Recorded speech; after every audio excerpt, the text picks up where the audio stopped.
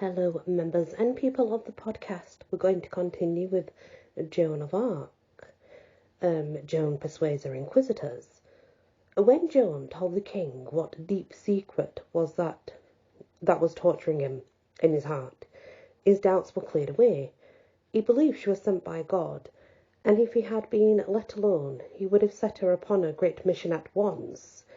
But he was not let alone, was he? Tremoille and the holy fox of Rheims knew their man. All they needed to say was this, and they said it. Your Highness, says her voices have revealed to you, by her mouth, a secret known only to yourself and God. How can you know that her voices are not of Satan, and she his mouthpiece? But does not Satan know the secrets of men, and use his knowledge for the destruction of their souls? It is a dangerous business, and your Highness will do well not to proceed with it, without probing the matter to the bottom. That was enough. It shrivelled up the king's little soul like a raisin, with terrors and apprehensions, and straightway he privately appointed a commission of bishops to visit question Joan daily, until they should find out whether her supernatural help sailed from heaven or hell. The king's relative, the Duke of Alençon, 3 years prisoner of war to the English, was in these days released from captivity through promise of a great ransom, and the name and fame of the maid having reached him, for the same filled out all mouths now, penetrated to all parts, he came to Chinon with his own eyes what manner of creature she might be wanted to see. The king sent for Joan, introduced her to the Duke. She said in a simple fashion, "You are welcome. The more of the blood of France that is joined to this cause, the better for the cause and it." The two talked together, and there was just the casual result. When they departed, the Duke was her friend and advocate. Joan attended the king's mass the next day, and afterward dined with the king and the Duke. The king was learning to prize her company and value her conversation, and that might well be, for, little other kings, he was used to getting nothing out of people's talk but guarded phrases, close and non-committal, or carefully tinted to tally with the colour of what he said himself. And so this kind of conversation only vexes and bores, and is wearisome. But Joan's talk was fresh and free, sincere, and extremely honest. It was, unmarred by timorous self-watching and constraint. She was the very thing that was in her mind, and said it in a plain, straightforward way. One can believe that to the king this must have been like fresh cold water from the mountains, to parched lips used to the water of the sun-baked puddles of the plain. After dinner, Joan so charmed the Duke with her horsemanship and lance practice in the meadows by the castle of Chinon, whither the king also had come to look on, that he made her a present of great black war steed. Every day the commission of bishops came and questioned Joan about her voices and her mission, went to the king with their report. These pryings accomplished but little. She told as much as she considered advisable, and kept the rest to herself. Both threats and trickeries were wasted upon her. She did not care for the threats, and the traps caught to nothing. She was perfectly frank and childlike about these things.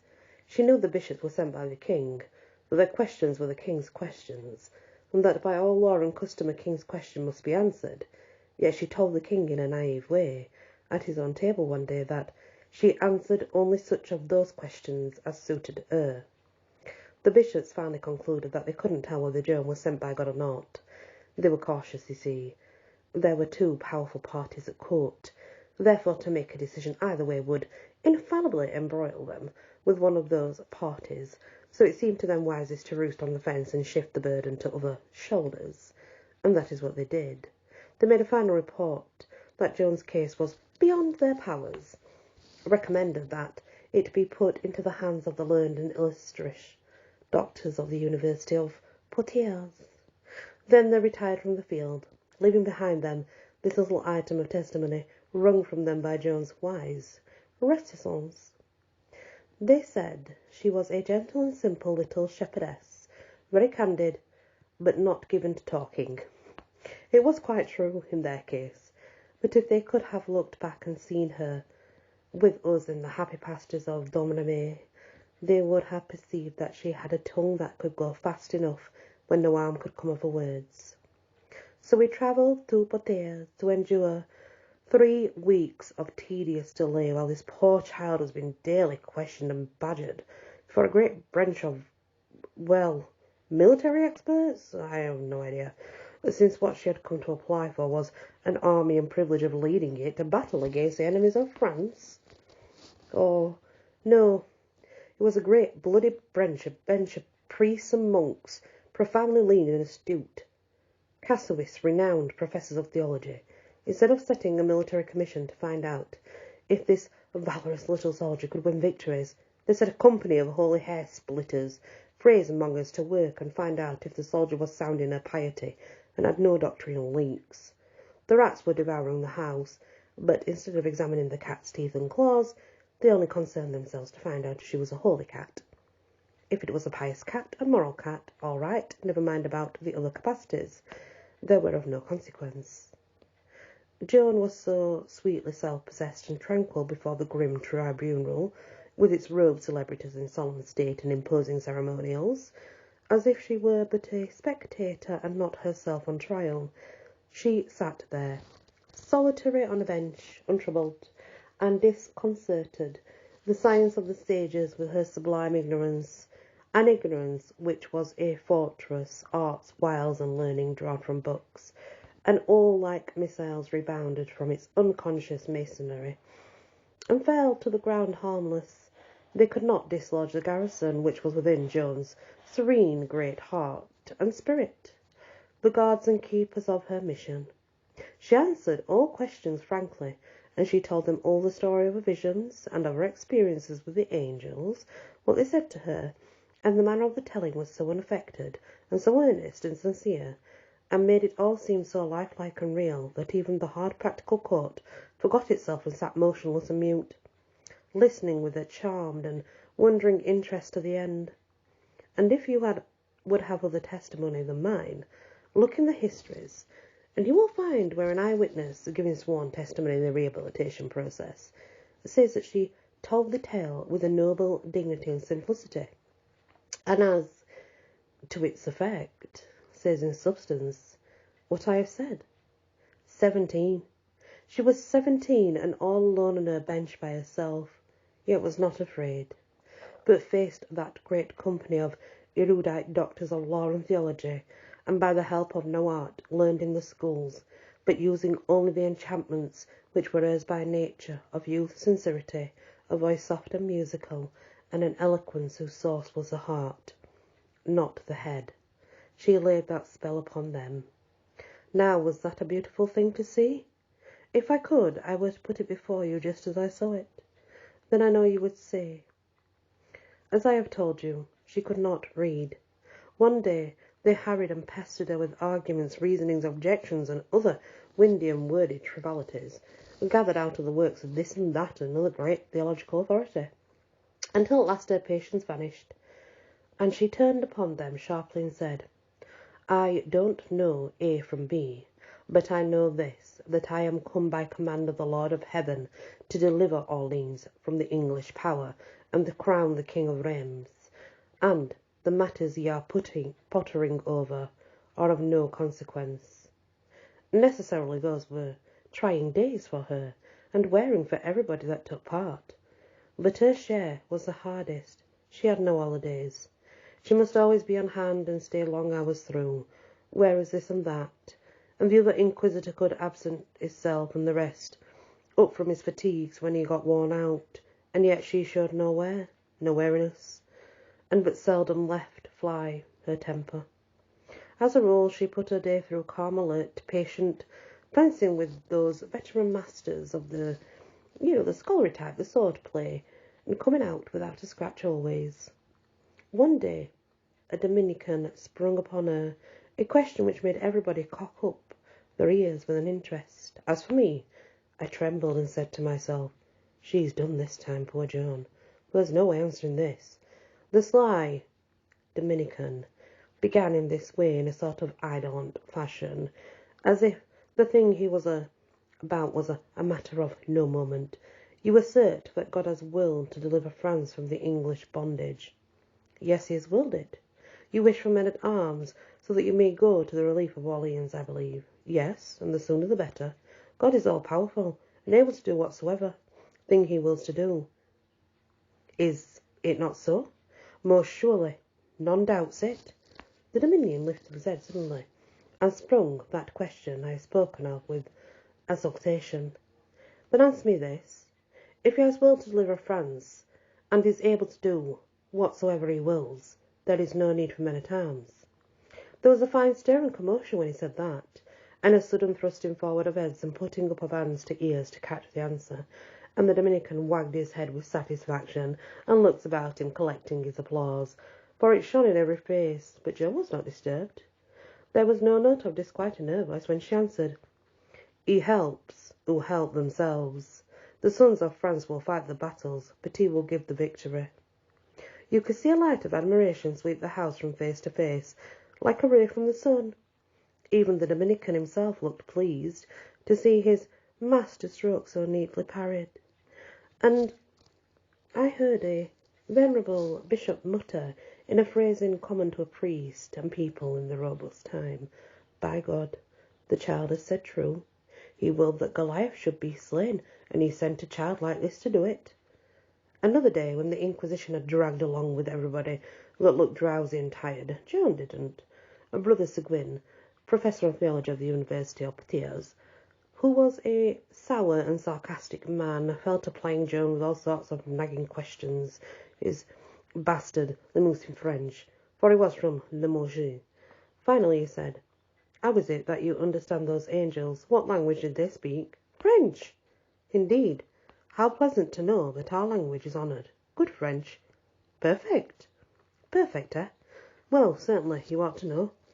It was better than your own, eh?" "As to that, I believe I cannot say," said she, and she was going on, but stopped. Then she added, almost as if she was saying it to herself, "Still, it was an improvement on yours." I knew there was a chuckle back of her eyes. For all their innocence, everybody shouted.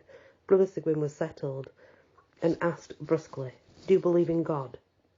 Joan answered with an irritating nonchalance, "Oh, well, yes, better than you, it is likely." Brother Seguin lost his patience and heaped sarcasm upon her, finally burst out into an anger earnest, exclaiming, "Very well, I can tell you this.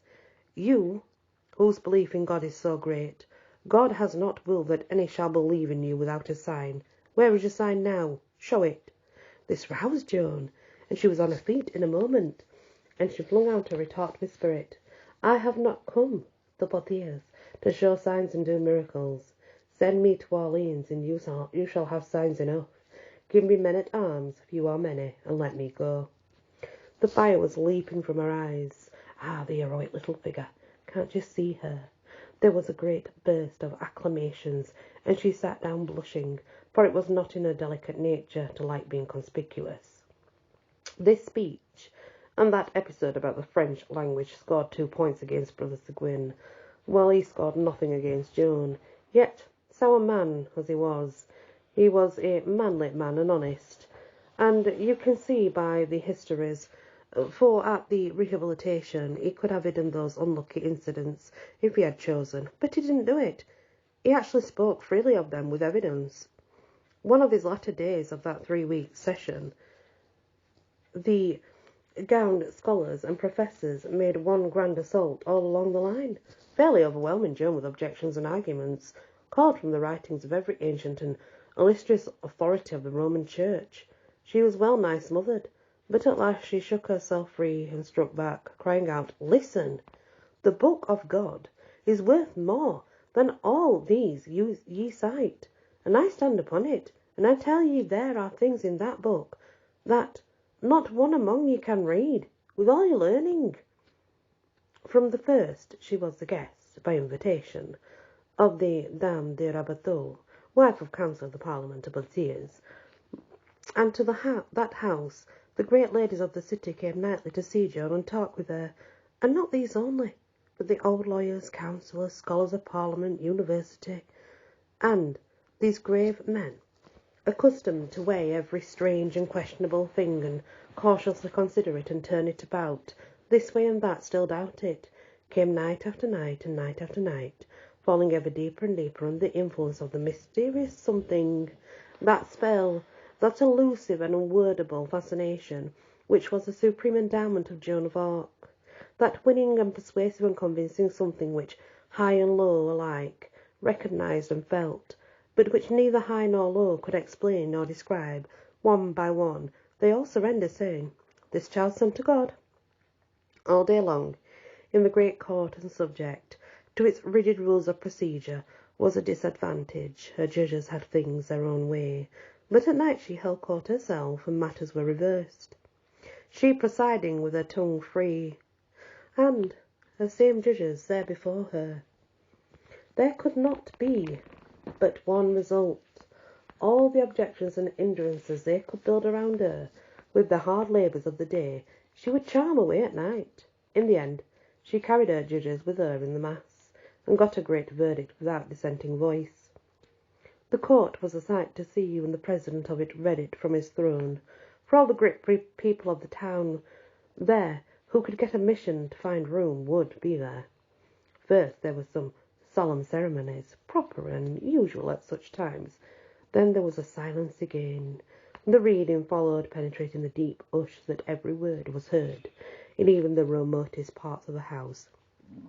It is found, and is hereby declared, that Joan of Arc, called the Maid, is a good Christian, a good Catholic, that there is nothing in her person or her words contrary to the faith, and that the king may and ought to accept the secure she offers, for to repel it would be to offend the Holy Spirit and render him unworthy of the air of God. The court rose, and the storm of plaudits burst forth unrebuked, dying down and bursting forth again and again. I lost sight of Joan, for she was swallowed up in the great tide of people who rushed to congratulate her and pour out benedictions upon her, upon the cause of France, now solemnly and irrevocably delivered into her little hands. And that's the next part of the Joan of Arc. I guess I have a few points really to make on this, and that is the fact that we have to remember she's only a young girl of 17. But not just that, for her to be growled like that, not many people understand what that's all about and how harsh it's going to be on someone. But you have to understand, for every day for 3 weeks, she was literally almost like being, when you're in a prison cell and you're being questioned. It was like that for Joan for 3 weeks. For 3 weeks she went through that. But she did it. And God. Whether it was a sentient being, a light being, some other being from another planet, or God, or angels, it doesn't matter. It doesn't matter. It got the desired effect. And I have no words. I actually have no words. I have no words. It speaks for itself, does it not? And as we carry on, when she had,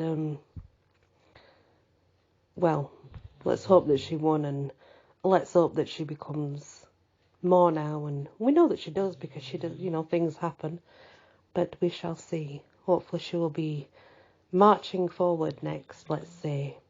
Thank you for listening, and many blessings.